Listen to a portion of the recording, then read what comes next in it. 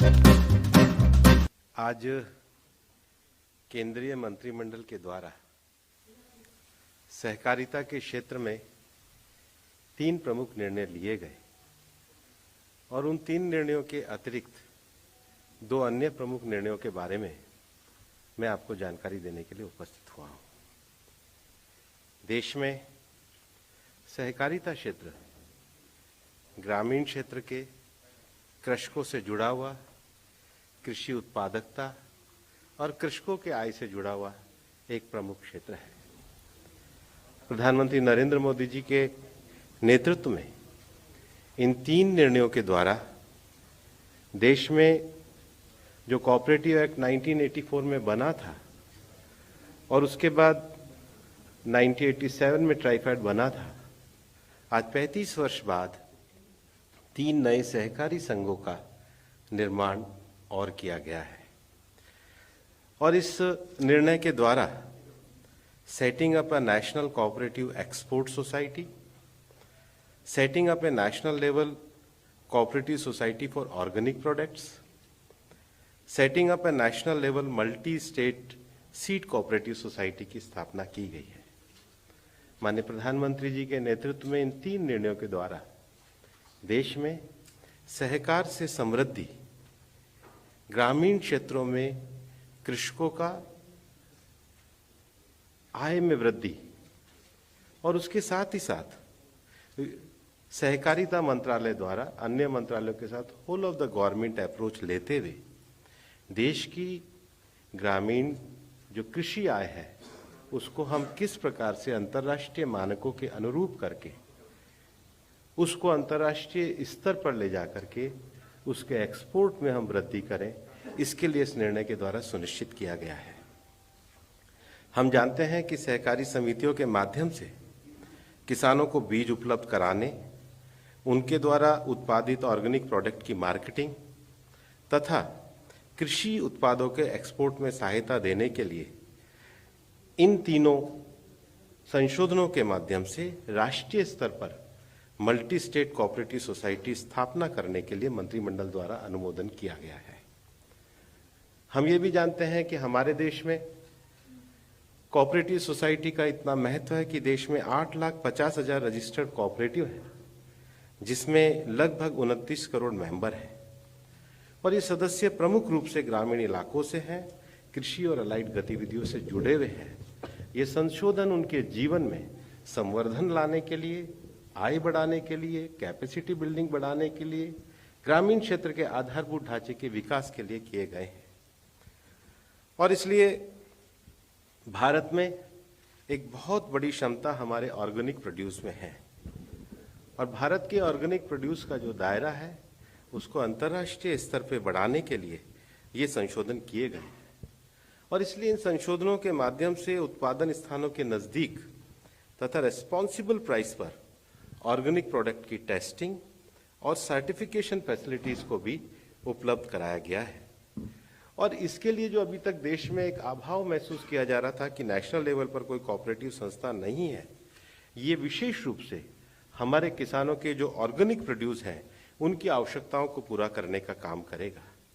इसके साथ ही साथ भारतीय बीज सहकारी समिति लिमिटेड के द्वारा जो हमारे सीड का प्रोडक्शन और प्रोक्योरमेंट है और किसानों का जो सीड है, बीज है, उसके लिए एक ब्रांड की उपलब्धि कराने का काम इसके द्वारा किया जाएगा और देश के कोऑपरेटिव नेटवर्क का भी उपयोग किया जाएगा। उसके साथ ही साथ ये सोसाइटी के माध्यम से supply chain, end to end institutional support और ऑर्गेनिक लैब की जिसकी बहुत आवश्यकता होती है, सर्टिफिकेशन एजेंसी का एम्पैनल करते हुए किसानों को सस्ती दर पर टेस्टिंग और सर्टिफिकेशन की जो सुविधाएं हैं वो उपलब्ध कराने का प्रयास होगा। नेशनल कोऑपरेटिव एक्सपोर्ट लिमिटेड के द्वारा भी जो एक नया संस्थागत सोसाइटी का जो ढांचा उपलब्ध कराया गया है, उसके अंतर्गत एक ऐसे अम्ब्रेला ऑर्गेनाइजेशन के रूप में काम किया जाएगा जिसमें trading, procurement, storage, processing, marketing, branding, labelling, packaging और सर्टिफिकेशन के काम को और पूरा ही नहीं किया जाएगा, इसके लिए किसानों को जिसकी बहुत बड़ी आवश्यकता हमारे ग्रामीण क्षेत्र में रहती है कि उनको टेक्निकल गाइडेंस देने का भी काम किया जाएगा। गवर्नमेंट की एक्सपोर्ट जो प्रमोशन स्कीम है उसको कोऑपरेटिव के लिए इम्प्लीमेंट करने का काम किया जाएगा। और इसीलिए मैंने कहा था कि ये whole of the government approach जो है उसको सहकार से समृद्धि से जोड़ने का जो काम है इन संशोधनों के माध्यम से किया गया है। इन 3 बड़े महत्वपूर्ण संशोधनों के साथ साथ मैं और 2 विषयों की जानकारी आपको देना चाहूँगा। एक, हमारे देश में मंत्रिमंडल ने आज रुपी डेबिट कार्ड तथा भीम यूपीआई के ट्रांजैक्शन को बढ़ावा देने के लिए इंसेंटिव स्कीम की मंजूरी दी है। हम जानते हैं पिछले 8 वर्षों में भारत में डिजिटल पेमेंट का एक बड़ा इकोसिस्टम बना है। पिछले दिसंबर में डिजिटल पेमेंट की वैल्यू जो 12 लाख, इस संख्या को भारत के जीडीपी के अनुपात में देखें तो ये लगभग 54% है। डिजिटल पेमेंट को और आगे बढ़ाने के लिए माननीय प्रधानमंत्री जी ने कैबिनेट में 2600 करोड़ रुपए मंजूर किए हैं। इस इंसेंटिव स्कीम से डिजिटल पेमेंट को एमएसएमई सेक्टर, अनऑर्गेनाइज सेक्टर, किसानों और मजदूरों तक ले जाना संभव होगा। ये पेमेंट बैंकिंग नेटवर्क से किया जाएगा। एक और निर्णय जो मैं आपके सामने बताना चाहता हूं, मंत्रिमंडल ने उसको एक कार्योत्तर स्वीकृति आज प्रदान करी है, जिसमें कोलकाता स्थित national centre for drinking water sanitation and quality का नामकरण doctor Shyama Prasad Mukherjee national institute of water and sanitation के रूप में एक कार्योत्तर स्वीकृति प्रदान की है। और national centre for drinking water sanitation and quality स्वच्छ भारत मिशन के लिए बजट के अलावा वित्तीय संसाधन जुटाने के लिए, डिसबर्स करने के लिए एक अच्छे प्रीमियर इंस्टीट्यूशन के रूप में उसको अभी वो जो कार्य कर रहा है उसके नामकरण को किया गया है।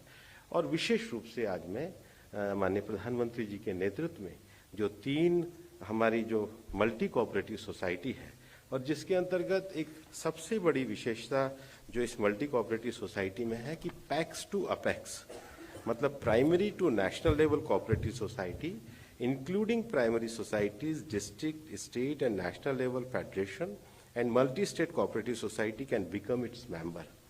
All these cooperatives will have their elected representative in the board of the society as per its bylaws.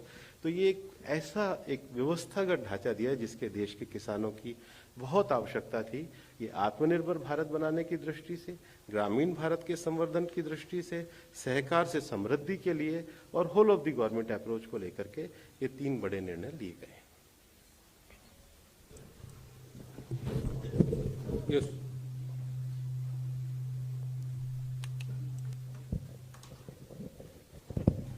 Sir, Shishir here from Hindu Business Line. Sir, my question is that when you're talking about the 3 institutions which will be set up under Multi-State Cooperative Act, what kind of initial capital infusion will be there in these 3? And the second thing is that many times we have seen, since a cooperative is a state subject, so there is always a tussle between center and state. So how you are going to resolve that? उसको cooperative society के अंतर्गत किया जा रहा है। वो राशि भी उसको तय करके आपको किया जाएगा और उसके साथ ही साथ जो सरकार की जो संस्था है एनसीडीसी, उसका उसमें स्टेक रहेगा।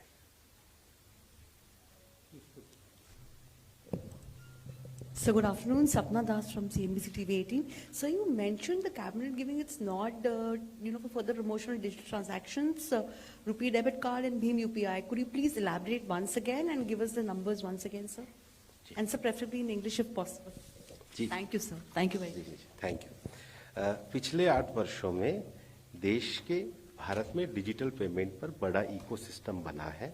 पिछले दिसंबर में डिजिटल पेमेंट की जो वैल्यू 12 लाख करोड़ रुपए थी, इस संख्या को भारत में जीडीपी के अनुपात में देखें तो लगभग 54% है।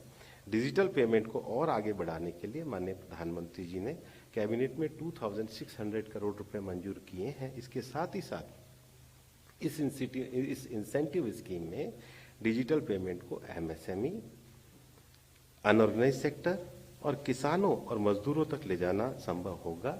ये कार्य पेमेंट बैंकिंग नेटवर्क में किया जाएगा। ये पूरे निर्णय के साथ आ रही है।